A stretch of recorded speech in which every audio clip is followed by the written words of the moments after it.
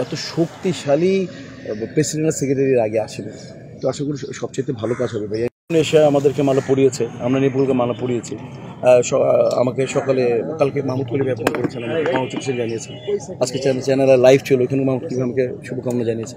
তো আমরা তো কোথায়, আমাদের তো কন্দল নেই কারোর সাথে, এবং আমরা কন্দলকে শেষ করার জন্যই এই নির্বাচনে এইটাও একটা বিরাট পয়েন্ট ছিল যে কন্দল থাকবে না, আমাদের সবাই মিলেমিশে কাজ করবে। আচ্ছা, নির্বাচন তো হয়ে গেল, আমরা কি সবাই কি এমনি সিনেমায় কি সবসময় পাবো কিনা?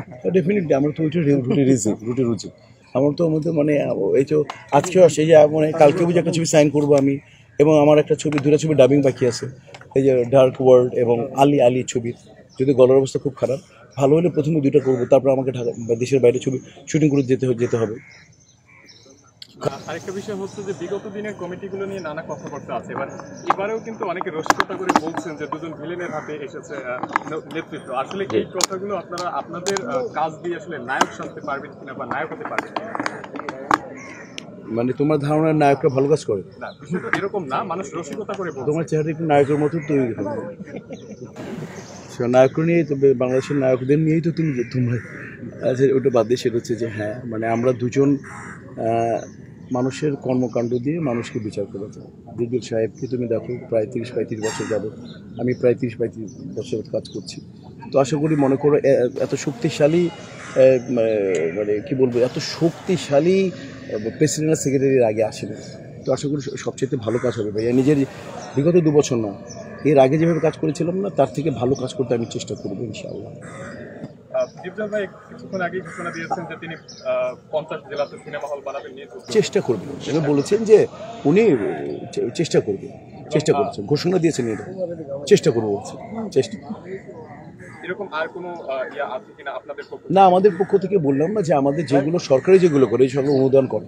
অনুদান উনি যাদেরকে যেভাবে দিয়ে দেন, অনুদান যেমন অনুদানের ছবি 2-1টা পুরস্কার পাওয়া ছাড়া তো আর কোনো কাজ দেখি না।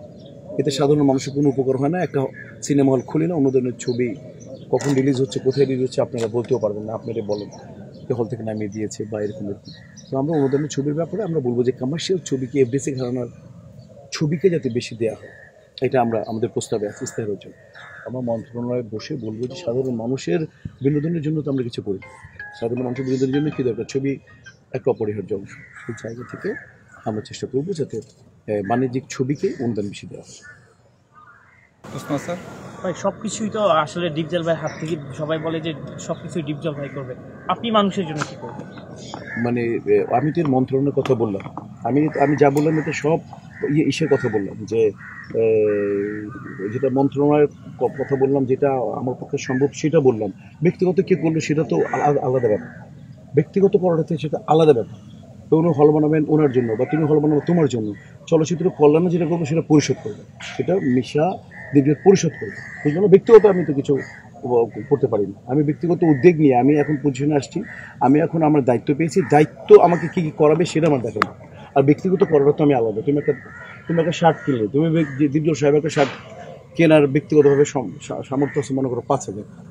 আমি খেটে খাওয়া মানুষের প্রতিনিধি, আমি একটা 600 টাকা দামে আমি ভ্যানের গেঞ্জি পরলাম, বা আমি একটা মোচকের গেঞ্জি পরলাম, সেটা আমার যোগ্যতা, সেটা যার ব্যাপার। কিন্তু মূল বিষয়টা হচ্ছে যে ক্যাবিনেট করবে, ব্যক্তিগত ব্যাপার। ব্যক্তিগত তো সেটা হচ্ছে সে হল করবে, ব্যক্তিগত সে কী করবে এটা আলাদা। আমি এবং সে ক্যাবিনেট মিলে আমরা কী করবো সেটা আমাদের ব্যাপার।